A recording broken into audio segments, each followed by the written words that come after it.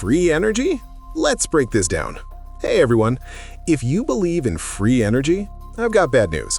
If you don't, I've got 6 videos that'll make your eyes pop out. Let's dive in. First up, classic free energy BS. Guy takes 2 old computer fans, claims he built a 12-volt wind turbine. Yeah, right. Sure he did. Watch what he does. Rips out the motors, slaps on magnets, grinds down the rotors with an angle grinder. Total backyard engineering.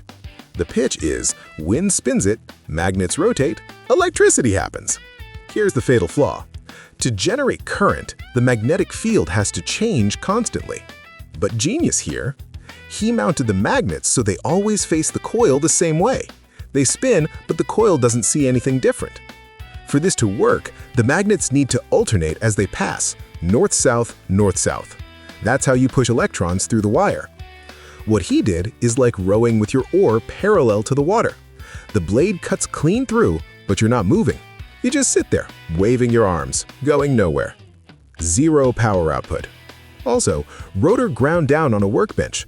The gap between the rotor and stator is massive. Magnetic induction drops exponentially with distance. No way this thing generates squat. And where's the rectifier bridge? He's lighting up a DC bulb, but an AC generator would need a bridge to convert the current. Look at the multimeter. It's set to DC mode. Magic. Also, check the background. Leaves aren't moving, no wind, but the prop's spinning like crazy. Hogwarts has nothing on this guy. All right, wind turbine was funny. Next one's dangerous. This guy tells viewers to stick their bare hands in sulfuric acid. What the hell? Here's the recipe. Boil modeling clay in water, dunk it in baking soda and vinegar, then into electrolyte. Dude's bare-handing everything, molding it onto an old chisel, showing it harden like stone. The claim? Acid triggers polymerization and turns soft clay into super strong composite. Seriously, do not attempt this. What follows is dangerous. Let's break this down. First, safety. Car battery electrolyte is sulfuric acid. Don't stick your bare hands in it. Chemical burns and dermatitis aren't negotiable. This isn't a suggestion, it's chemistry. Second, chemistry. Modeling clay is paraffin wax, saracen, and mineral oil. In chemistry terms, saturated hydrocarbons, no free bonds. Acid can't make them cross-link into a solid matrix. Polymerization is physically impossible here. But at the end, he shows hardened material. Know what that looks like? 2-part epoxy putty, cold weld. Don't try this. Clay is for kids. Acid stays in batteries. And this chemist is giving dangerously reckless advice. Next up, charging dead batteries in salt water through a USB cable. Sounds like magic, more like nonsense. Picture this. You're in the wilderness, miles from nowhere. Remote dies. The solution? Boil batteries in salt water under current, spray the remote with WD-40. Here's reality. Standard alkaline or carbon zinc batteries are not rechargeable. Inside, there's an irreversible oxidation reaction. The zinc casing literally gets consumed and turns into salts. Done. Game over. Try to charge a non-rechargeable battery? Electrolysis happens. Gases build up. Battery swells and potentially explodes. This can cause serious injury. Don't try it. Here's the physics. Salt water is a conductor. Dropping batteries in is like shorting them with a paperclip. They don't charge, they discharge. All the energy goes into heating the water.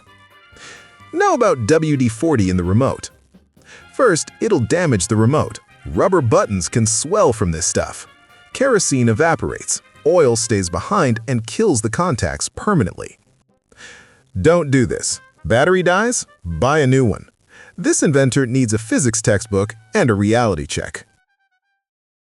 Moving on. Free electricity that runs your meter backwards.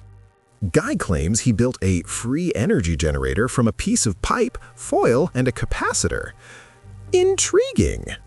He winds a coil around PVC pipe, sticks copper tubing inside as a core, foil on the end, jumper wire from soft solder hooks up a capacitor.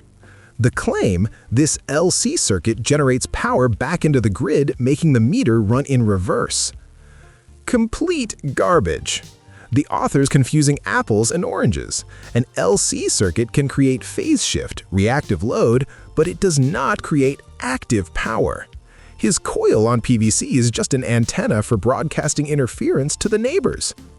If you try this at home, old mechanical meters have anti-reverse ratchets. The disc just stops.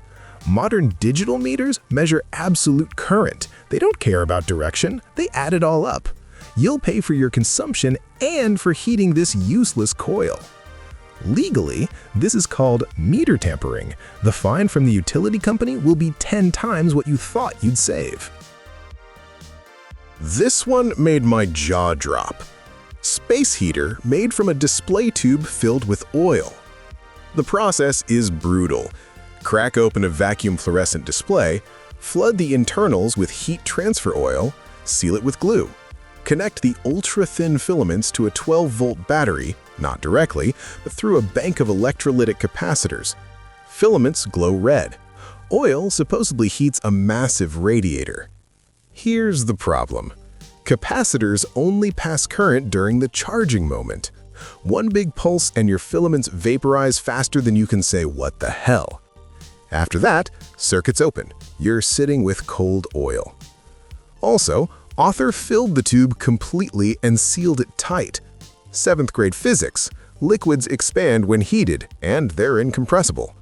If heating were real, the glass wouldn't hold. It would explode. Final boss time. Guy builds a lab power supply at 24 volts.